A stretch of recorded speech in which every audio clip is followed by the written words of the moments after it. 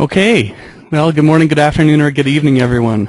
I'm Geoff Rasmussen, and welcome to this mini surprise webinar.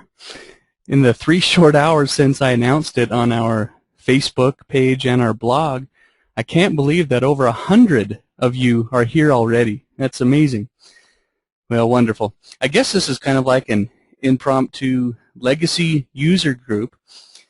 Well, anyways, this morning I received a death certificate, and I was so excited to start entering it into Legacy when I had the idea to invite you to be here with me today while I do that. Not that I'm lonely, but I remember how much I learned from others just by watching them, so I thought you might get an idea or two from watching the process from another's perspective here today. So this is basically what we're going to do. Hopefully you've all had the chance to print out the death certificate by now. I want it to be easier for you to follow along with what I'm doing here today. And I did remember to hit the record button, and so hopefully I'll get this up on our archives page today if all goes well. But basically this will be the process I'm going to show you today. We're going to first set up the source clipboard, and we'll go through the document, adding new information and kind of analyzing what we have there. We'll apply and paste the source clipboard, and this is live, unscripted, and unplanned. I mean, this is what all of you do every day. This is just me doing my research and taking the risk to invite you here with me. And who knows? You know, I may overlook some things, but it's nice that you're all here in the audience to help me out with this.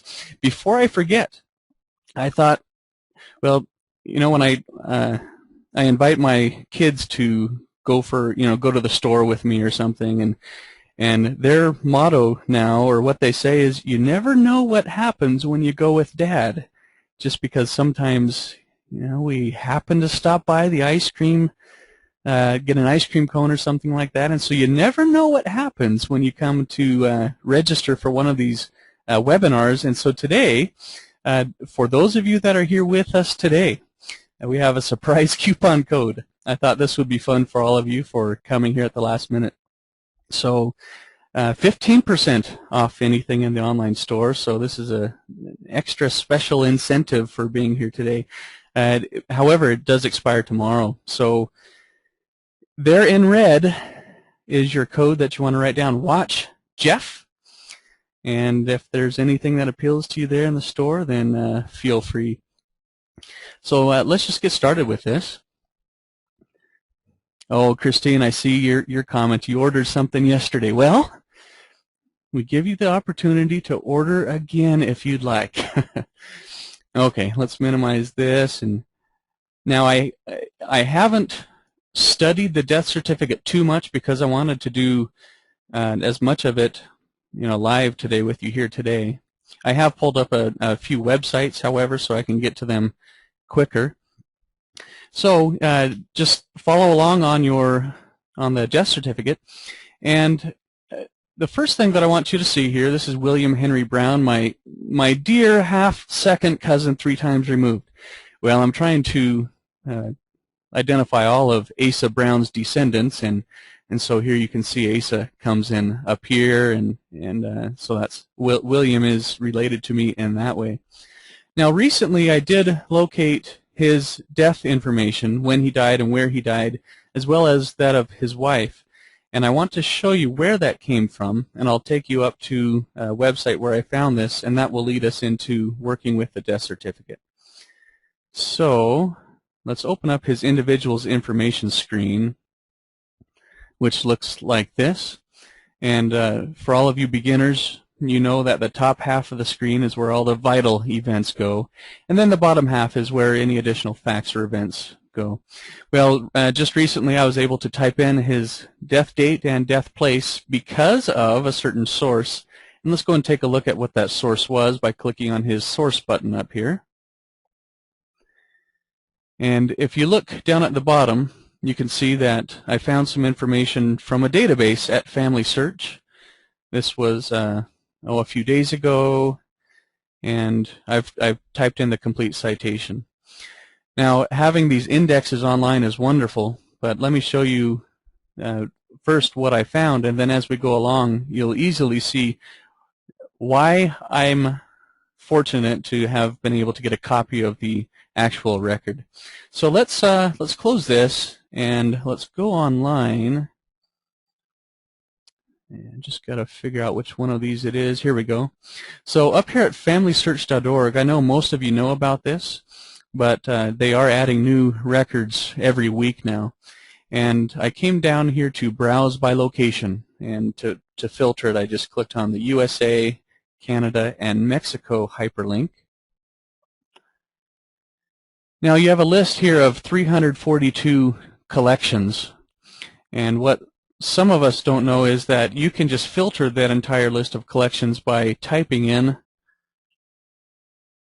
the name of the place up here in the upper left, and they've got a great collection of the state of Washington death certificates. Well, rather, they have the index up there. So let's click on that, and I'll just type in what I searched for. So William Henry Brown, and let's see, I learned that he died between a certain time period. I used my chronology view for that, so I learned that he must have died between 1940 and 1950. So let's click on search, and well, we've got 184 results. However, these first two at the top looked very appealing to me, and especially the top one because it had the name, his parents' names were listed here, Leonardo Brown and Clara Williams. Now that fits kind of. If I show you over in Legacy, hopefully you're able to follow along on the screen. You can see here in Legacy that I have his parents listed as Lorenzo Brown and Clorinda Williams. So the index tells me Leonardo Brown and Clara Williams, but let's take a look at the record. And although the image is not available online, they have made a lot of information available as part of the actual index. So here I learn about a possible death place, age at death, estimated birth year, and parents. Now, I know sometimes ordering death certificates or going on site for research is kind of expensive, and so sometimes we just stop here at the index and grab this information, but well, I'm glad that I didn't stop there. So down here at the very bottom, it gave me the film number, okay, and some other locating information here. And with that, I was able to find a person. Well, I could either order that microfilm and have it and borrow it at my nearest family history center, or you know, I emailed my sister who lives up by the family history library, and she graciously went and made a photocopy of this certificate. So let me just see. Yeah, okay. So that's, and the certificate that you've all printed off now is what she sent to me. Okay. So now that you have that background information, let's go over to Legacy and get going with it. And I've been anxious to get going with this because this is my real stuff. You'll notice at the top left here in Legacy, this is my personal database, so this is not just some made-up sample example that I'm doing for you here today. So what I'm going to be showing you is the exact process that I go through when working with a record like this. So in saying that, you're going to get information from all levels of expertise. Now, if some of this information, like when I talk about the source clipboard, if some of that's going over your head a little bit, don't fear. You'll be able to go back and rewatch the recording. So I'm going to just go right to it here. So I've got William Henry Brown's individual's information screen. Now you've also got the printed out certificate with you, so you can follow along once again. So here in the upper left, this is our source clipboard. And see, when I first started doing genealogy, I would just start entering all of the information from that death certificate. Well, I've learned that the citation is just as important or even more important than the information that I'm typing in. And so let's first set up our source clipboard. Now, if I were teaching a beginner's sourcing class, I would first take you through the process of, adding a new source this way. However, we've got lots of resources for you on our website and in our training videos to give you all of that good background. So I'm going to just take it from right here. So the clipboard, let's open it up by clicking on the triangle. So this is my source clipboard, and there's 2 steps in getting it set up. But first of all, you notice that I've already got some information on here. And if you look over on the output area, it looks like I had already set up the source clipboard to be working with the Florida State Population Census in 1945. So I don't need that anymore for what we're doing right now. I'm already done with that. That was something I did yesterday. So at the very bottom, go ahead and clear the clipboard by clicking on that button. And then let's start with step 1, where it says click here to select or change the master source to cite. Okay, before I go and add in my brand new source, you want to go and check to make sure that, well, maybe the source you're going to be citing, maybe you've already typed it in once before, for someone else. And so those of you that have followed my style guide for entering sources, you can see here that all of my master sources, they are arranged chronologically, and that's because of how I've typed in the source list name. Now, one other thing that you'll notice here before we continue is I've filtered this list, so I'm only showing you my source writer sources. So you can see I've got 181 of them. Well, the source writer, as you know, was introduced in version 7.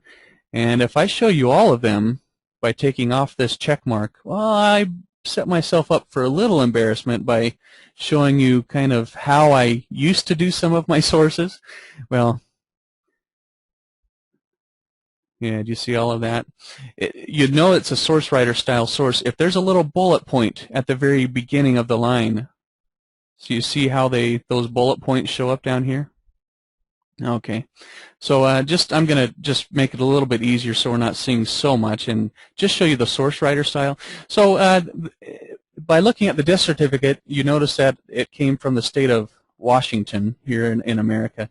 And so I'll just start typing in Washington. And since these death certificates, they're created at the state level, it's pretty easy for me to locate those statewide type of resources up here. So which one is it that I want to be citing? I mean, in other words, have I already typed this in once before?